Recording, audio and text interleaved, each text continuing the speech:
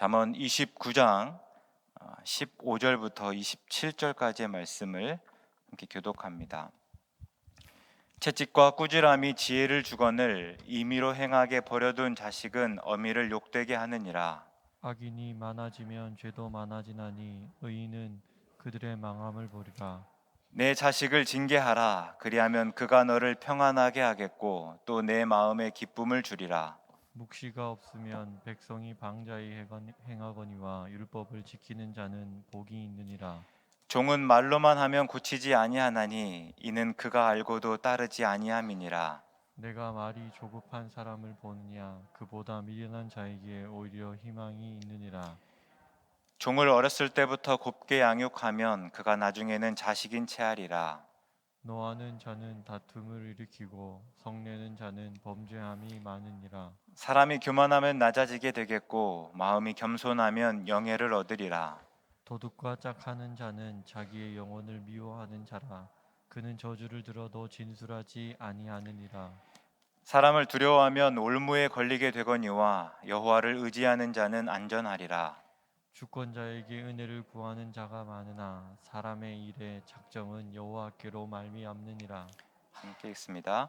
불의한 자는 의인에게 미움을 받고 바르게 행하는 자는 악인에게 미움을 받느니라.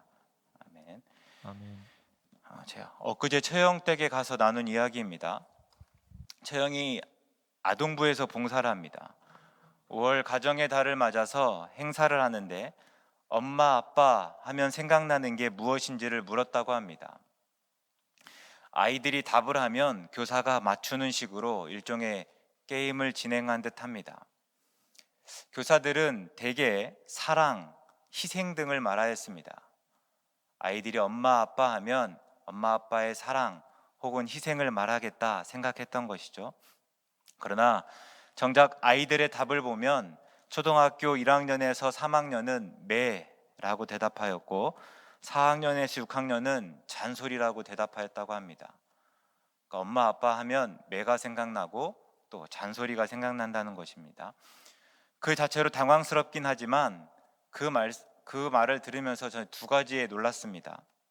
첫 번째는 지금 시대에 여전히 매를 드는 가정이 그렇게 많은가 하는 것이었습니다. 아동학대가 문제가 되면서 올해 1월부터는 민법에서 허용되었던 부모의 징계권이 삭제되었습니다. 이제 법적으로는 소위 사랑의 매가 성립되지 않습니다. 매는 어떤 식으로든지 다 범죄이고 학대입니다. 그런데 여전히 아이들이 엄마 아빠 하면 매를 떠올린다고 하니 놀랄 수밖에 없었습니다. 두 번째는 4학년만 되면 아무리 엄마 아빠가 매를 들고 무섭게 말해야 잔소리로밖에 들리지 않는구나 싶어서였습니다. 왜 이게 놀라운가 하면 제 큰애가 내년에 4학년이 됩니다. 정말 남의 일이 아닙니다. 이제는 제가 아무리 무섭게 말해야 정말 속으로는 또 저런다 잔소리로밖에 들리지 않겠구나 싶어서였습니다. 그런데 이런 이야기를 들으면서 한편으로는 다르게 생각되는 부분이 있었습니다. 요즘 아이들과 관련하여 우리는 종종 버릇이 없다, 또 자기밖에 모른다, 예의가 없다고 합니다. 그리고 그렇게 말하는 이면에는 자녀를 바르게 교육하지 못하는 부모에 대한 비난이 있습니다. 오냐 오냐 하며 마땅히 가르쳐야 할 것을 가르치지 않는다는 것입니다. 실제로 어느 게시판에 올라왔던 이야기입니다. 식당에서 아이가 돌아다니고 있었습니다. 주인 아저씨가 아이를 보고 예쁘다며 사탕을 주었습니다. 조금 있다가 그 아이의 엄마가 왔는데 분위기가 썩 좋지 않습니다. 주인 아저씨는 허락 없이 사탕을 주어서 그런가 보다 싶어서 미안하다고 사과를 하였습니다. 그런데 아이 엄마는 그것 때문에 화를 내지 않았습니다. 아이 엄마가 화를 낸 이유는 자기 아이에게 반말을 하였다는 이유였습니다. 주인 아저씨가 기껏 물은 말이 무엇이었겠습니까? 몇 살이냐? 그죠? 사탕 먹을래? 뭐 이런 정도였을 겁니다. 그런데 반말하였다는 이유로 엄마는 주인 아저씨가 화를 내고 따졌습니다. 언뜻 들으면 참 어처구니가 없는데 생각보다 이런 비슷한 일이 참 많습니다. 그러다 보니 이제 오가는 길이나 혹 엘리베이터 안에서 아이들을 봐야 아이들을 보고 예쁘다고 생각이 들어도 예쁘다는 말조차 못하는 시대가 되었습니다. 그러나 처형의 부서 이야기를 듣다 보면 여전히 엄마 아빠의 훈계가 있고 아이들을 바르게 기르고자 하는 노력이 있다는 것을 알게 됩니다. 그게 초등학교 저학년에게는 엄마 아빠를 생각하며 매를 떠올리게 하고 또 고학년에게는 잔소리를 떠올리게 하는 이유가 아니겠습니까? 본문 15절에서는 채찍과 꾸지람이 지혜를 준다고 합니다. 단순히 본문에서뿐만이 아닙니다. 지금까지 이미 여러 번 강조되었습니다. 잠언 13장 24절에서는 매를 아끼는 자는 그의 자식을 미워함이라 자식을 사랑하는 자는 근실이 징계하느니라고 하였습니다. 19장 18절에서는 내가 내 아들에게 희망이 있은즉 그를 징계하라고 하였습니다. 22장 15절에서는 아이의 마음에는 미련한 것이 얽혔으나 징계하는 채찍이 이를 멀리 쫓아내리라고 하였습니다. 또 23장 13절과 14절에는 더 강하게 역설하였습니다. 아이를 훈계하지 아니하려고 하지 말라. 채찍으로 그를 때릴지라도 그가 죽지 아니하리라. 내가 그를 채찍으로 때리면 그의 영혼을 스올에서 구원하리라. 부모에게 자식은 더없이 소중한 존재입니다. 흔한 말로 눈에 넣어도 아프지 않습니다. 또 아무리 악하고 이기적인 사람조차 자식에게만큼은 아낌없이 주고 또 자식을 나보다 더 소중하게 여깁니다. 예수님도 말씀하시지 않았습니까? 아버지 된 자로서 누가 아들이 생선을 달라 하는데 생선 대신에 뱀을 주겠냐? 너희가 악할지라도 자식에게는 좋은 것을 줄 안다. 그런 자식에게 매를 들고 잔소리를 하는 게 어찌 편하겠습니까? 그러나 15절 하반절에서 임의로 행하게 버려둔 자식은 어미를 욕되게 한다고 하였습니다. 자식이 예쁘지만, 자식이 소중하지만 자식을 제멋대로 방치하면 어미의 수치가 된다는 것입니다. 지금 당장은 자식을 훈계하는 게 어렵지만 그것은 훗날 기뻐하고 평안할 수 있는 최고의 준비입니다. 그래서 17절에서 반복합니다. 내 자식을 징계하라. 그리하면 그가 너를 평안하게 하겠고 또 내 마음에 기쁨을 주리라. 물론 때로 매가 때로는 폭력의 수단이 됩니다. 그래서 훈계가 자식의 잘못을 지적하고 바로잡는 수준을 넘어서 내 안에 화를 푸는 일이 될 수 있습니다. 그래서 부모가 나를 먼저 돌아보고 살펴야 합니다. 화를 다스리고 사랑하는 법을 배워야 합니다. 하나님의 말씀을 통해 하나님의 가치를 세우고 옳고 그름에 대한 기준이 분명해서 이랬다 저랬다 하지 않아야 합니다. 그래서 자녀를 바르게 훈계하고 교육하기가 절대로 쉽지 않지만 오늘 잠언의 지혜는 그 이후에 오는 평안과 기쁨은 그 모든 고생에 비할 수가 없다, 그렇게 일러줍니다. 오늘 이 지혜를 우리가 진지하게 듣고 또 마음에 새겨보실 수 있기를 바랍니다. 박목월 시인의 어머니의 눈물이라는 시입니다. 회초리를 들긴 하셨지만 차마 종아리를 때리진 못하시고 노려보시는 당신 눈엔 글썽거리는 눈물. 와락 울며 어머니께 용서를 빌면 꼭 껴안으시던 어머니, 가슴이 으스러지도록 너무나 힘찬 당신의 포옹, 바른 길 곱게 걸어가리라 울며 뉘우치며 다짐했지만 또다시 당신을 울리게 하는 어머니 눈에 채찍보다 두려운 눈물, 두 줄기 볼에 아롱지는 흔들리는 눈빛. 이렇습니다. 저도 어려서 나름 많이 맞고 또 많이 혼났습니다. 그러나 그것 때문에 억울하지 않았고 또 지금까지 아무런 상처로 남지 않았습니다. 이 시에 비추어 말하면 그때 어머니의 눈에서 눈물을 보았고 그것을 사랑으로 해석하였기 때문입니다. 그 후에 아빠가 되어서 매를 들고 혼을 내보니 더욱 분명히 알 수 있었습니다. 그러고 나면 마음이 더 아프고 또 조금 지나고 나면 후회되고 또 그래서 미안하고, 그런데 그게 다름 아니라 부모의 마음이었다는 것을 알게 되었습니다. 엄마 아빠의 훈계가 지금 당장은 매와 잔소리에 불과할 수 있습니다. 그러나 훗날 아이가 매와 잔소리를 떠올리며 엄마 아빠의 눈물을 알고 그 사랑을 온전히 알 수 있을 것입니다. 그리고 그 깨달음 때문에 자녀들은 다시 바른 길을 곧게 걸어가겠다고 다짐할 것입니다.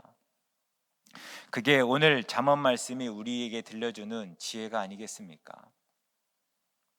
다음은 16절입니다. 악인이 많아지면 죄도 많아지나니 의인은 그들의 망함을 보리라. 자식 교육에 대한 내용 사이에 16절이 껴 있습니다. 의도하였는지는 모르겠지만 앞에서 자식 교육을 다룬 김에 계속해서 연관해서 또 생각해 보도록 하겠습니다. 성경은 물론이고 세상을 살다 보면 때로 악인이 잘 되는 경우를 봅니다. 반복해서 말하지만 의인은 하나님을 경외하고 하나님을 의식하며 사는 사람입니다. 어떤 식으로든 하나님을 염두에 두기 마련입니다. 어떤 일을 하기 전에 하나님의 뜻이 무엇인지 묻고 또 그게 옳은지 한 번 더 생각합니다.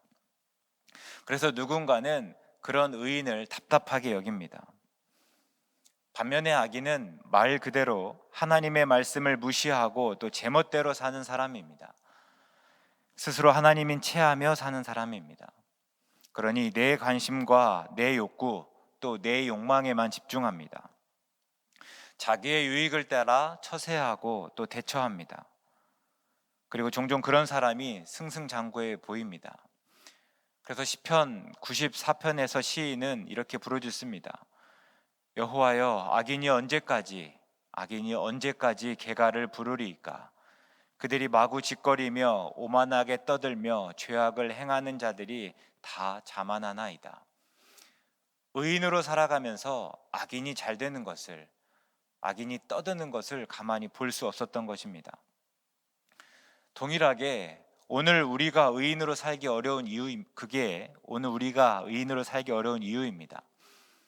악인이 더 많은 것을 차지하고 누리는 듯합니다.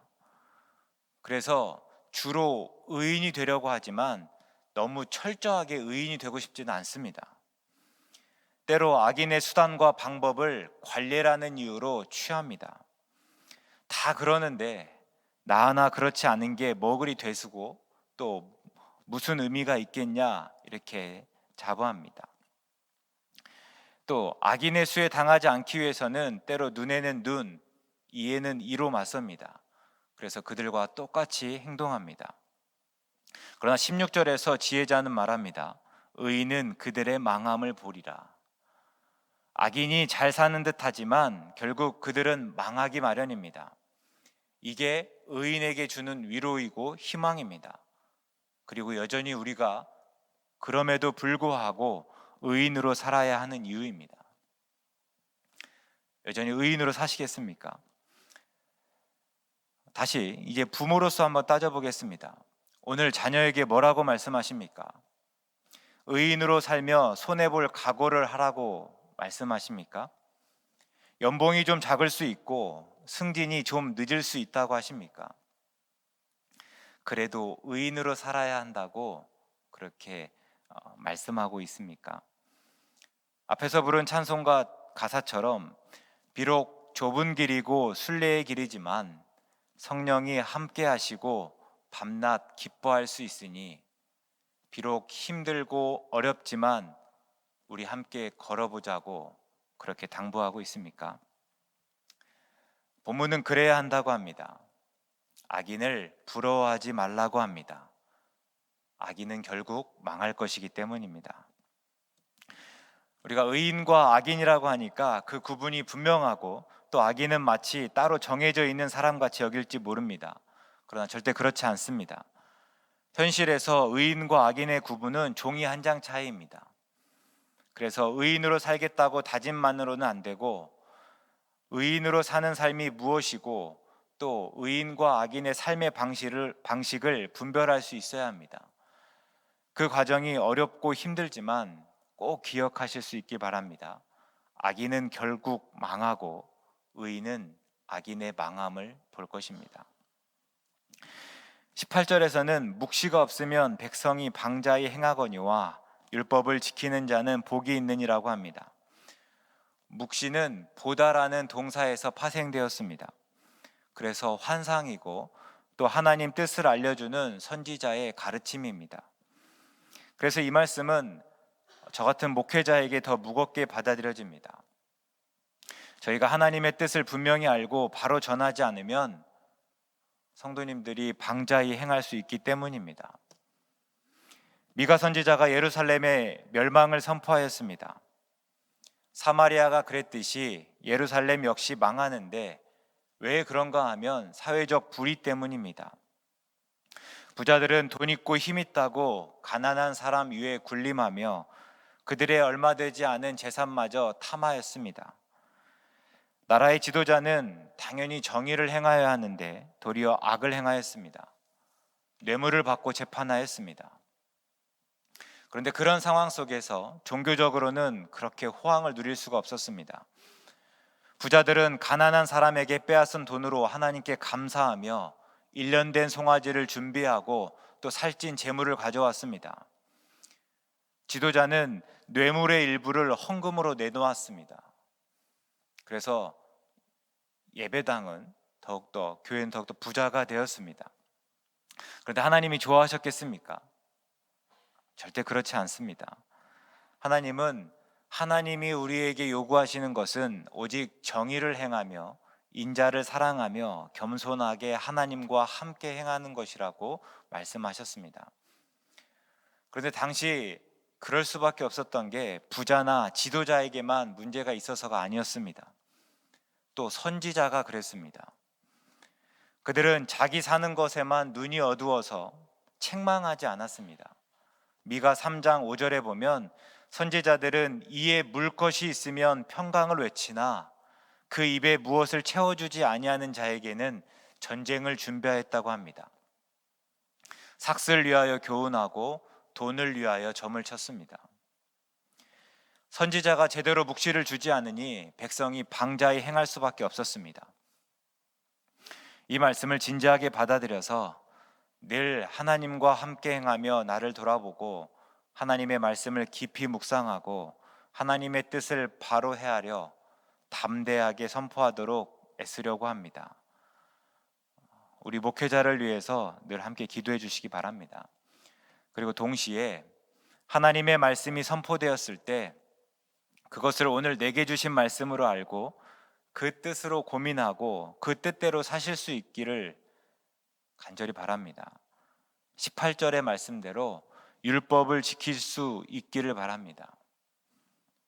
반드시 하나님이 주시는 복이 있을 것입니다. 내가 하나님의 말씀대로 살아가려고 애쓸 때, 또 율법을 지키려고 피나는 노력을 할 때 하나님이 우리에게 복 주실 것을 믿습니다. 다시 부모에게 적용해 보겠습니다. 부모는 가정의 제사장입니다. 부모는 자녀에게 묵시를 알려줘야 합니다. 율법을 통해 하나님이 말씀하시는 그 의미를 분명히 깨우쳐 주어야 합니다. 그 묵시가 없으면 자녀가 방자히 행합니다.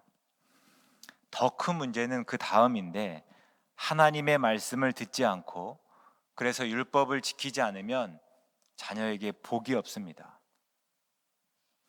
부모에게 가장 큰 특권은 자녀에게 복을 빌어주는 것 아닙니까? 부모에게 가장 큰 기쁨은 자녀가 복을 받아 누리는 것을 보는 것이 아니겠습니까? 그러기 위해서는 오늘 우리가 가정 안에서 제사장의 역할을 잘 해내고 하나님의 뜻을 분명히 알려줄 수 있어야 됩니다. 그럴 때 우리 자녀들이 복을 받는 모습을 분명히 보실 줄 믿습니다. 오늘 이 말씀을 깊이 새기시며 하루 지내실 수 있기를 간절히 바라겠습니다. 기도하겠습니다. 하나님, 오늘은 특별히 부모의 역할에 대해서 생각하고 나누었습니다. 말은 참 쉬운 듯하지만 사실 오늘 부모로 사는 게 참 어렵습니다. 자식 때문에 웃음을 잃은 채 살고 속이 문드러진 부모들을 봅니다. 부모로서의 기쁨을 잊은 채 의무와 책임의 무게에 짓눌린 사람들이 있습니다. 어떻게 해야 할지 몰라 다만 외면하여 버릴 때가 있습니다. 자녀들을 양육하고 훈계하기는커녕 내 문제조차 어떻게 할지 모르는 부모들도 있습니다. 하나님, 그들의 수고와 애씀, 고통을 아시오니 그들을 위로하여 주시옵소서. 하나님의 사랑을 깨닫고 그 사랑 속에서 자녀를 향한 사랑을 회복하게 하시옵소서. 다시 부모로서 해야 할 도리를 다하겠다고 다짐하는 모든 부모에게 하나님 힘과 지혜를 주시옵소서. 아직 다 알지 못하는 훗날의 기쁨과 평안을 기대하고 소망하게 하시옵소서. 내일 예배를 준비하는 날입니다. 한 주간 우리의 모습을 돌아보게 하시고 또 회개하고 예배자로서의 겸손한 마음을 갖게 하시옵소서. 예배를 통해 새롭게 되기를 기대하게 하시옵소서. 또 예배를 준비하는 모든 분에게 하나님의 특별한 은혜를 부어 주시옵소서. 예수님의 이름으로 기도드립니다.